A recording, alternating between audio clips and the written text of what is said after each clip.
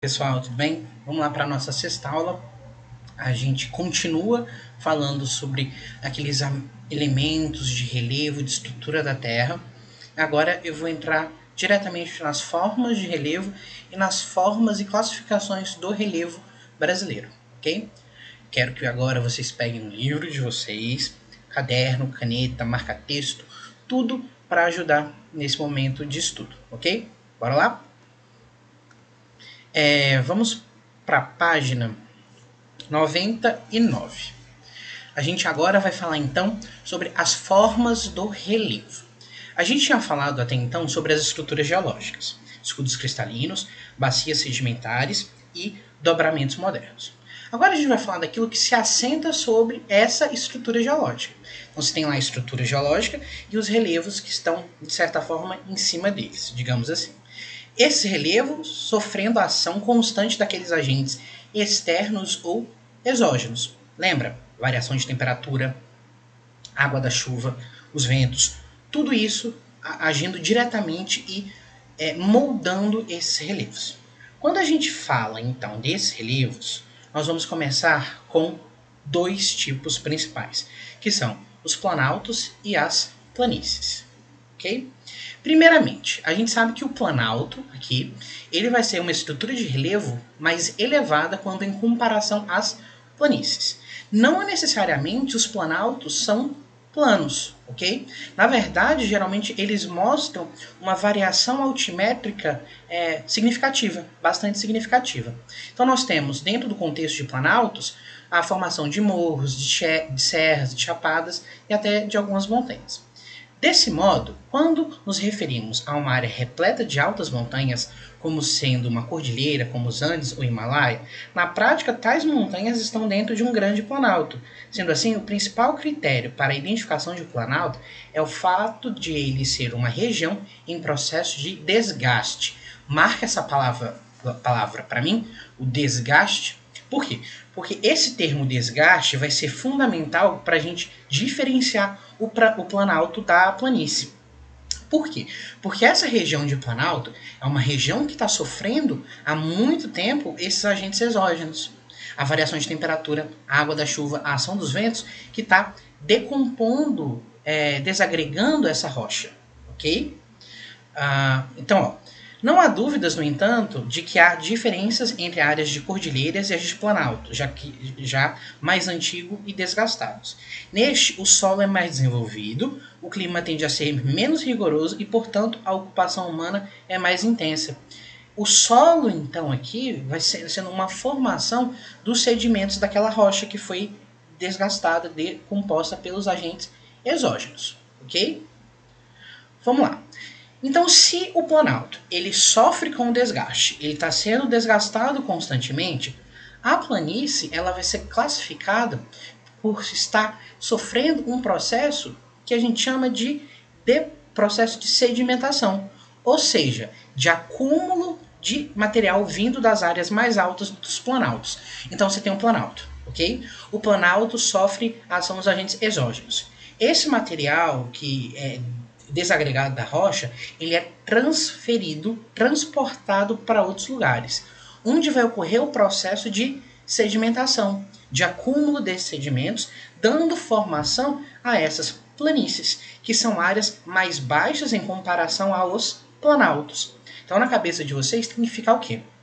Que o planalto está sofrendo o processo de desgaste e a planície está sofrendo o processo de sedimentação. E de onde vieram esses sedimentos? Esses sedimentos vieram daqueles planaltos que estão sofrendo com os agentes externos que modelam o relevo. Beleza? Quando a gente fala então das planícies, nós temos três tipos associados às correntes de água. Nós temos as planícies fluviais, que estão associadas aos rios. Nós temos as planícies lacustres, que estão associadas aos lagos, e as litorâneas, associadas ao oceano. Aqui, então, nesse próximo parágrafo, ele vai falar de alguns tipos de planícies, ok? Então, olha aqui, uma planície fluvial aqui, né? Fluvial, por causa do rio Mississippi. A planície germano-polonesa na Alemanha. olha, você já consegue entender essa estrutura geralmente mais plana, sofrendo a deposição dos sedimentos vindo das áreas mais altas dos planaltos. Olha aqui, planaltos do Tibete, planalto africano, meseta espanhola, umas regiões mais altas. Então você imagina que essa região mais alta está sofrendo o processo de desgaste, transportando sedimentos para as áreas mais baixas. Ok? Tranquilo, facilzinho isso aqui. Tá? Classificação do relevo brasileiro. Imagina o tamanho do território brasileiro, um país de dimensões continentais. É muito difícil você fazer essa classificação do relevo do nosso país. Só que nós tivemos dois grandes geógrafos que fizeram essa classificação. A primeira classificação que a gente tem que ter é o relevo segundo o Aziz Absaber. O Aziz Absaber ele pegou todo o território brasileiro e ele classificou em dois elementos: as planícies e os planaltos. Então nós temos Planalto das Guianas, Planalto Central, Planalto do Maranhão Piauí, Planalto Nordestino, Serras e Planaltos do Leste e Sudeste, Planalto Meridional, Planalto Uruguaio Rio Grandense. E nós temos as planícies, que ele classificou como planícies e terras baixas amazônicas, planície do Pantanal e planícies e terras baixas costeiras. Essa classificação, então, do Aziz Absaber classificou o relevo brasileiro em planícies e em planaltos, ok? Tira uma foto dessa imagem mental, que é importante a gente entender essa organização do relevo brasileiro segundo o Aziz Absaber. Além do Aziz Absaber, nós temos a classificação segundo outro geógrafo chamado Jurandir Ross. Então, o Jurandir Ross ele classificou, dividiu o relevo brasileiro em 28 unidades que se agrupam em 3 tipos de forma: os planaltos, as planícies e as depressões. Então, o Aziz Absaber ele classificou em planalto e planície. Já o Jurandir Ross ele observou o território brasileiro e ele falou: eu acredito que a melhor forma de classificar o relevo brasileiro é dividir em planalto, planície e depressões. Falando um pouquinho sobre depressão, nós temos 2 tipos principais: a depressão relativa e a depressão absoluta. A depressão relativa, elas são mais baixas do que as áreas ao seu redor, porém elas são acima do nível do mar. Já a depressão absoluta, ela é mais baixa do que as áreas ao redor e também mais baixa do que o nível do mar. Essas só podem se formar por meio de falhamentos que provoquem a subsidência descida, já que as relativas podem ser formadas por desgaste, uma vez que a água da chuva pode levar sedimentos para outras regiões. Esse finalzinho aqui está se referindo então à formação da depressão absoluta. Aqui você já vai entender outra coisa também. Será que no Brasil a gente encontra depressão relativa, depressão absoluta ou só depressão relativa? Que o território, a classificação segundo o Jurandir Ross. Bacias sedimentares, os planaltos aqui, depressões, depressão da Amazônia, depressão marginal norte amazônica, depressão do Araguaia, Cuiabana e as planícies, planície do rio Amazonas, planície do rio Araguaia, tudo isso aqui. As depressões tratadas na classificação de Jurandir Ross são relativas e, portanto, costumam compartimentar o relevo, separando os planaltos.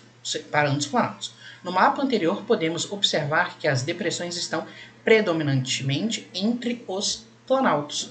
É interessante você analisar isso aqui. Entre os planaltos esses mais escuros, nós vamos ter o quê? As depressões. E nas regiões de verde, nós encontramos as planícies. Então, entenda essas duas formas de classificar o relevo, segundo o Jurandir Ross e segundo o Aziz Absaber. Vamos voltar rapidão? Essa classificação aqui, se você vir isso em alguma prova de vestibular ou o que eu fizer, é a classificação segundo o Aziz Absaber.